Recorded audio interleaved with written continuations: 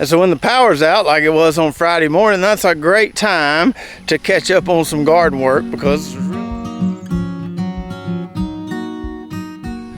What's up, Lazy Dog fam? Hope all y'all are having an awesome day. It is Monday, September 30th here in South Georgia. And on today's video, I figured I'd give you an update on Hurricane Helene, what happened here, show you some of the minor damage we got, and then tell you why we're still waiting to get some cool season stuff in the ground.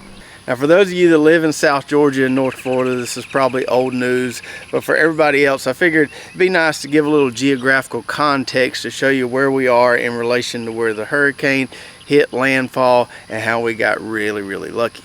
So I'll throw this Google Maps image of the Florida Panhandle on the screen here, and I've also got it on my phone so I can show you. Got a little red dot there where we are, and this past hurricane, and actually the last three, Idalia last year, Debbie earlier this year, and then Helene, kind of went in right where they call the Big Bend area of Florida, right where you see that arrow. And when those hurricanes make landfall right in that Big Bend area, they tend to turn right a little bit to the east. And when they do that, they tend to miss us a little bit. That means Valdosta, which is not too far from us at all, usually gets hammered. And they definitely got hammered in this last one. But that thing turned right just at the last minute, and we caught the western eye wall as opposed to the eastern eye wall, which was much more severe. Now, even though we didn't get the brunt of it, it was still pretty bad here. The winds blew pretty dang hard. I don't think it was quite as bad as Hurricane Michael that was in, I want to say 2018. So going back to this map here, I'll show you where Hurricane Michael went through, and we got lucky kind of again with that one back in the day, and it stayed kind of northwest of us. And so we're kind of in a lucky spot where we live. The hurricanes rarely come in right there at that point, you see. So they either go in the Big Bend usually, or on the other side of that point, which means they a lot of times either miss us to the northwest or miss us to the east a little bit. And to kind of give you a little timeline on what happened here, so they canceled school on Thursday and Friday. The storm was coming through. Thursday night, they wanted to give everybody time to prepare. And so Thursday morning, I got to talking to Brooklyn, and at that point, they were saying it was coming right for us here. And I said, y'all might want to get out of town. I'll stay here with the dogs and cats, but y'all might want to find somewhere else to go. I don't know that I want the kids, you know, being in the house while we get this really bad storm. So that morning they took off to Jacksonville, got a hotel over there, and all day Thursday I'm kind of tightening everything up, tying things down, cleaning up under the barn, trying to have, you know, as few things as possible blowing around during that storm. So about 10 o'clock Thursday night, the wind started to really pick up, had a couple big pecan limbs fall, and that had me worried because I was thinking, man, if these are falling already right now, when it gets really bad, it's going to be a mess. But like I said, thankfully it turned right a little bit. We lost power about 1:45, and I stayed up, and I ended up going to bed, I think about 2:30 or so, once I was confident that we were kind of okay, not great, but okay. And so Friday morning I got up, rode around a little bit, assessing the damage around here, which wasn't too bad. I wanted to see if there were any power lines down real close to the house, kind of get an idea of when power might be restored. Got a chance to catch up on some garden work, which I'll show you here in a minute. I was riding to town a little after lunch to go get some gas for the lawnmower, because I figured I'll cut a little grass in these high spots. I ain't got nothing else to do today. And stopped by a friend's house who was out there cutting up some pine trees that had fell in his yard, and he offered to let me borrow his generator because he still had power. So I loaded up his generator on the trailer, went and gassed it up. As soon as I got back to the house with that generator, the power was back on. So we lost power for about 12 hours, didn't have cell service for several days, and didn't have internet for longer than that. We just got internet back yesterday afternoon. But anyways, let me walk you around and show you some of the very minor damage we got. And I really don't even like doing this because it seems so insignificant compared to what a lot of other people have experienced over in Valdosta. It's just a nightmare over there. And then right along the Big Bend area where it came in, there were some towns that were just destroyed. One of my good friends that I go fishing with a lot down in Keaton Beach, his house was just absolutely obliterated. There's nothing left. So really the only significant garden damage we had was with our cowpeas here.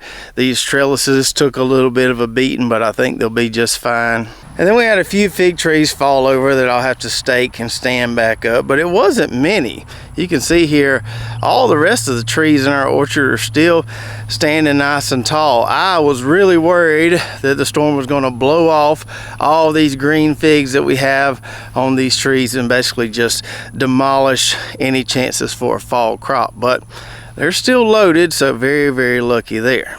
Now before the storm, we had a lot of people asking about our chickens, what we were going to do with the chickens and the chicken tractor. But to be completely 100% honest with you, those chickens and that chicken tractor were the least of my worries on Thursday. When we thought that thing was headed right for us, I had a lot more to worry about than 3 chickens and a chicken tractor, which I could easily replace. Thankfully, the chickens are just fine, no damage to the chicken tractor, but that wasn't a high priority on Thursday. What I was most worried about was this brand new greenhouse here that we haven't even got to use yet.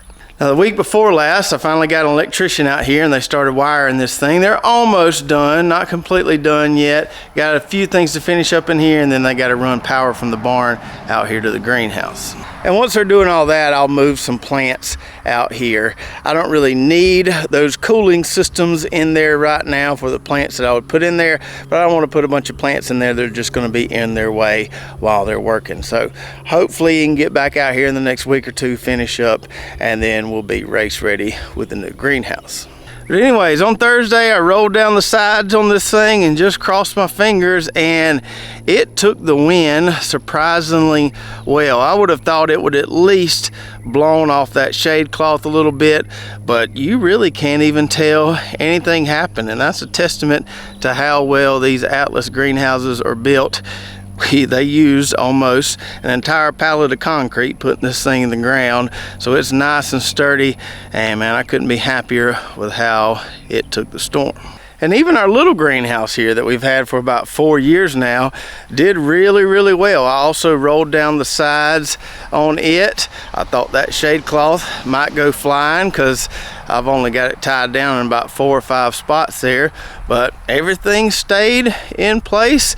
Did have a few of those potted fig trees fall over, but it didn't bust the pots or anything, didn't hurt the trees, and so we were really, really lucky on this side of the barn as well. And so when the power's out, like it was on Friday morning, that's a great time to catch up on some garden work because there's really not anything else to do. So as long as you've got some water on hand to stay hydrated, great time to get out in the garden and do some catch-up work. And that's what I did here in the raised bed plot because it was so wet everywhere else. But these raised beds weren't too wet, and it was a good time just to get this area cleaned up. Got our basil pruned back. Some of that got blown pretty bad by the storm, but got it pruned back, looking good now. Here's our Savannah mustard greens that we planted a week or so ago. Those came up really good. And then got this bed cleaned out. Probably going to plant some more mustard greens in it. Also got my marigolds trimmed back. Once again, those are starting to look a little rough. I might end up pulling those back. I had already cut them back 3 or 4 times. Just wanted to see if they'd come back once again. If they don't, we'll pull them up, plant some cool season veggies there. Also got the rest of my Puerto Rico sweet potatoes harvested from this other raised bed over here. I grabbed a couple from the barn to show you. We got some absolute hogs out of this bed. Those 2 right there are really, really nice. I think there was an advantage to leaving them in the ground a couple more weeks. So we harvested that bed about 2 weeks ago. Left these here in the ground a couple weeks longer, and we had significantly larger sweet taters. So probably should have waited on the other bed, but nice little comparison there to let me know what to do in the future. Got that bed cleaned up. Might plant some carrots here as soon as it cools off again. Right here, we've got our peppers that we kind of rehabbed several weeks ago. Remember, we pruned these back and gave them a heavy dose of Agri-Thrive fruit and flower, and they are looking awesome now. That worked like a charm. Lots of new green growth on those, lots of blooms and peppers forming. So if you've got pepper plants in late summer that look rough, prune them back, give them a heavy shot of fertilizer, and a lot of times they will recover and give you a nice fall crop. Got this bed here cleaned up as well. Might plant some more carrots in that one. Our dwarf cowhorn okra here took the wind surprisingly well, considering the fact that it's standing up here nice and tall. It was getting beat down pretty good, but I think we only had one stalk break. That one right there. The rest of them still look really, really good. And then lastly, let me give you a little update on our fall tomatoes. I don't think I provided an update since we planted those, and we've had a lot of people asking. So this is what I'm working with right now. Just one red snapper plant. We had 6 plants in here to start with, and I had a bad cutworm issue in here. They were just chewing down my baby tomato plants. I replanted this bed 3 times. The first 2 times they demolished all the plants. The 3rd time they got all of them but one. I just pulled some soil around that plant the other day, so only one here. I do have more in the greenhouse that I put in larger pots, but I figured it was too late to replant out here again, and those worms probably would have ate those as well. So the dang cutworms kind of messed up our whole fall tomato plan, but we got one plant here. We'll see what happens with that one. And then lastly, in this bed where we had all those different perennial onion varieties planted last year, I did a little cleanup, did a little weeding. I was waiting to see if some of these varieties were going to come back. Sometimes those perennial onions will just sit underneath the soil and then they'll re-sprout when the temperatures get right. But I don't think some of them are coming back at this point. This white Welsh bunching onion variety has done exceptionally well for me, and I probably need to split those apart and move them. So pretty soon I may take those and put them in one of those long skinny raised beds over there. I don't know if I'll save any of these other varieties that I have left or not. I may just put those in a pot in the greenhouse. They haven't done spectacular for me like this particular variety here has. So I've got a lot of beds that are ready to be planted, but it's 88 degrees out here today, so I'm a little hesitant. I don't think it's going to be this warm for long. I think it's going to cool off a little bit tomorrow and then even more the next day. So I might could get away with doing some planting later today. Haven't decided yet, but I'm glad I have waited until this point.